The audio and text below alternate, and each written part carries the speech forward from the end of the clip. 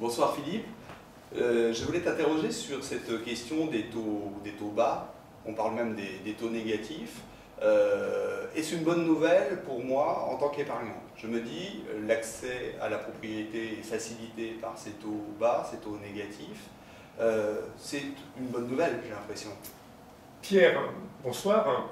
Pour un épargnant, je ne sais pas, pour un investisseur, peut-être que les taux bas, c'est une bonne nouvelle. C'est vrai qu'aujourd'hui, pour emprunter de l'argent, pour acheter sa maison, jamais les taux d'intérêt ont été aussi bas. On peut trouver des taux à 10 ans autour de 1%. Certains disent en dessous de 1. Bon, allez, globalement, entre 1 et 1,5%. Ça n'a jamais été vécu à l'heure actuelle. Donc c'est plutôt une bonne nouvelle. Mais attention, il y a un revers de la médaille. Le revers de la médaille... C'est mon épargne? Non, c'est même pour celui qui emprunte. C'est que globalement, les banques aujourd'hui, évidemment, elles ont des problèmes de ressources.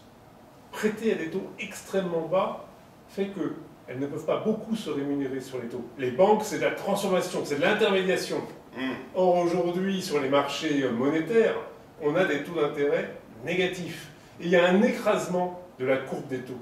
Et donc, globalement, prêter est extrêmement risqué parce qu'on sait qu'on ne peut pas gagner beaucoup d'argent sur l'opération. Donc, on va regarder le dossier avec beaucoup d'attention. Et c'est pour ça que les primo-accédants, ceux qui n'ont pas des revenus suffisants, qui n'ont pas d'apport en capital, qui, d'autre part, se trouvent en situation professionnelle délicate, ne peuvent pas profiter de ces taux bas, parce qu'on va alors refuser le dossier. Et c'est bien aujourd'hui le problème, c'est que les taux bas ne garantissent pas, évidemment, le fait de pouvoir emprunter. Et en plus, il y a un autre aspect, c'est que les taux bas favorisent, on va dire, une bulle immobilière, ou du moins ne permettent pas de dégonfler la bulle immobilière qu'on connaît en France. Donc les prix sont extrêmement élevés, et il faut quand même mettre beaucoup d'argent pour acheter un logement. Donc il y a une bonne nouvelle, c'est vrai qu'emprunter ne coûte pas cher, mais en revanche, l'accès à l'emprunt et l'accès à la résidence principale reste toujours compliqué en France. D'accord. Alors il y a une pression sur les zinzins, sur les investisseurs institutionnels, les compagnies d'assurance, les institutions de prévoyance qui sont dans nos groupes de protection sociale. Il y a une pression forte donc sur leur capacité à travailler dans ce contexte qui est complètement nouveau, qui est totalement inédit. Les taux négatifs, globalement, on avait un peu connu dans les années 70 en Suisse. Depuis les années 90, au Japon, aussi largement, en zone euro, en Suède, au Danemark, ça n'avait pas été connu dans le passé. Donc c'est vrai que c'est historiquement bas, et c'est un fait historique. C'est vrai que calculer en taux négatif, c'est un peu avoir la tête à l'envers. Donc c'est un peu compliqué. Et puis évidemment, ça entraîne, on va dire, sur les banques, sur les compagnies d'assurance, sur tous les acteurs qui gèrent de l'argent, évidemment, ça change le modèle.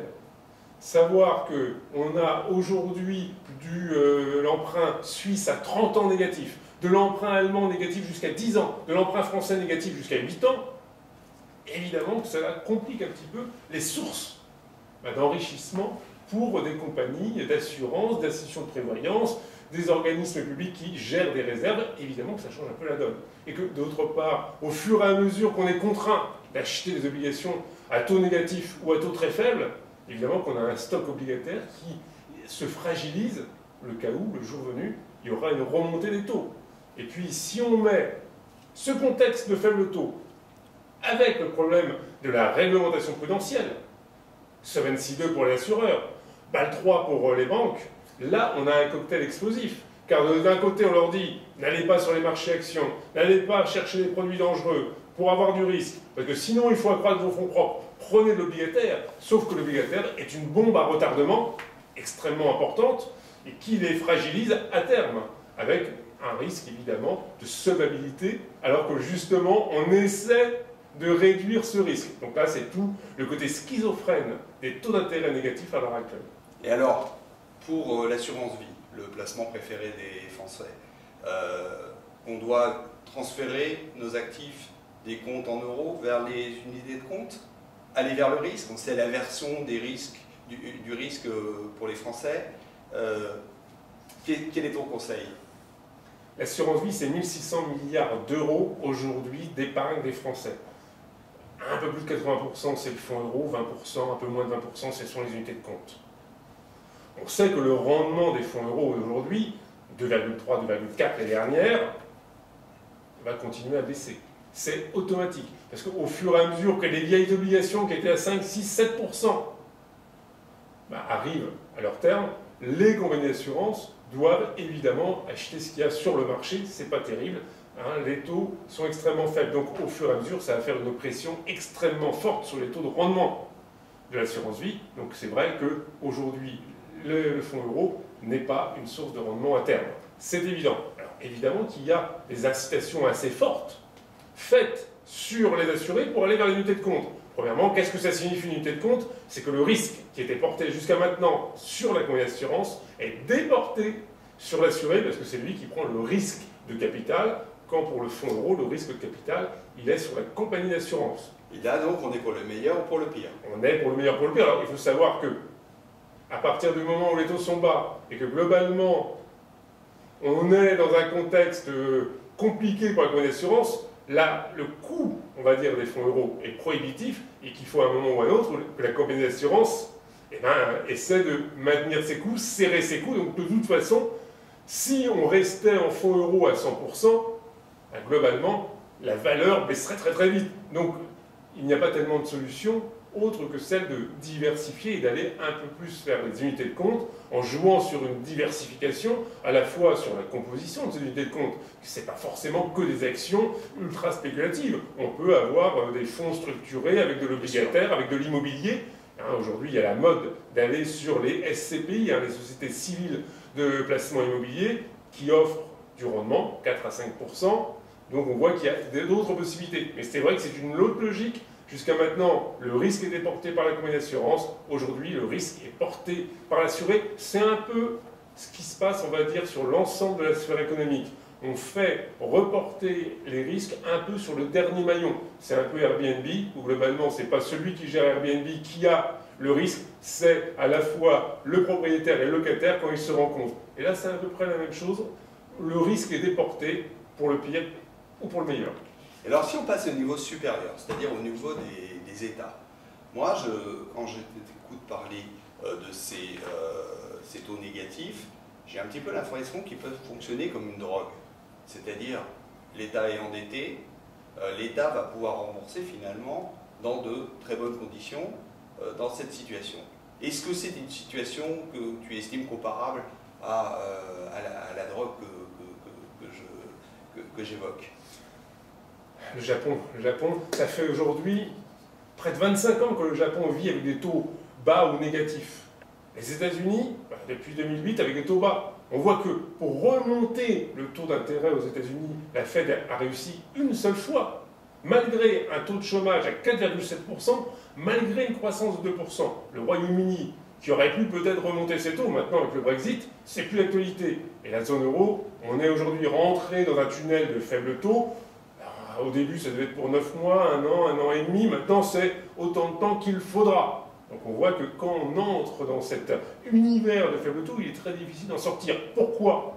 C'est vrai qu'un des arguments majeurs, c'est le fait que les États sont surendettés, qu'il faut du temps, parce qu'il n'y a pas d'inflation, pour rembourser ces 80 000 milliards de dollars d'endettement public au niveau mondial. Et que de ce fait, si aujourd'hui, il n'y avait pas ces taux d'intérêt historiquement bas, plusieurs États seraient en état d'insolvabilité. Supposons que les taux d'intérêt remontent 3, 4, 5%, ce qui ne serait pas complètement irrationnel dans la situation économique.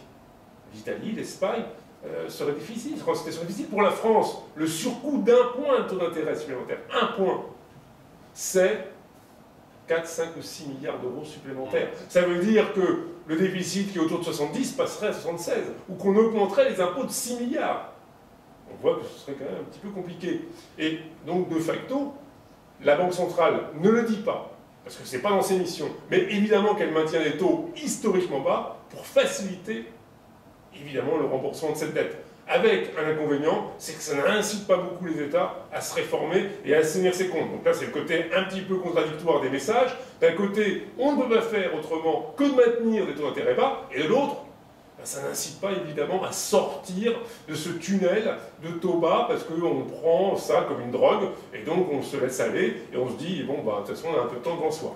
Moi, j'entends dans tes propos, je m'apprêtais à te poser la question, mais qu'on n'est pas sorti d'affaire, que ce sera plutôt une tendance longue, je vais te laisser le confirmer ou l'infirmer, c'est le lien entre ces taux bas et la croissance et donc l'emploi. Si les taux sont bas, ce n'est pas forcément que la conséquence de l'action des banques centrales. Oui, il y a autre chose derrière ces taux bas. Ces taux bas sont l'expression d'une croissance qui se dérobe devant nous. Elle se dérobe, pourquoi? Parce que les gains de productivité sont faibles. Pas de gains de productivité, pas de croissance, pas d'augmentation salariale, pas d'inflation. Ben, évidemment que tout ce contexte évidemment, est un peu mortifère. Et qu'on peut sortir de ces taux bas que si on arrive, évidemment, à sortir par le haut. C'est-à-dire à avoir des gains de productivité supérieurs. Aujourd'hui, on diminue les gains de productivité d'année en année. C'est vrai aux États-Unis, un peu moins que chez nous. C'est vrai également dans les pays émergents, même s'ils partent un peu plus haut. Mais globalement, il y a une tendance aujourd'hui vers la contraction des gains de productivité. Il faut à un moment ou à un autre espérer, souhaiter et faire le nécessaire pour rebondir. Sinon, on croit à la stagnation séculaire. C'est une thèse qui est assez à la mode. Chez Gordon Lammers aux États-Unis, voire Daniel Cohen en France, c'est un peu pessimiste. On peut espérer que les nanotechnologies, que la biotechnologie, que le digital, aujourd'hui on en parle beaucoup, on ne le voit pas encore dans les statistiques économiques, et bien que globalement, demain, on le voit dans les statistiques économiques. Donc il faut rester optimiste, dire qu'aujourd'hui on est dans un entre-deux économique, la fin d'une mutation qui était axée à la fois sur des économies traditionnelles, pétrolières, et le fait qu'on rentre dans une économie plus digitale, plus décentralisée, plus en réseau, et que l'ajustement est un peu difficile, et qu'on peut espérer un jour ou l'autre sortir par le haut de la situation dans laquelle on est. Eh bien, souhaitons-le vivement. Philippe, je te remercie vivement pour la clarté de tes explications. Merci Pierre. Ton sens pédagogique jamais démenti. Merci.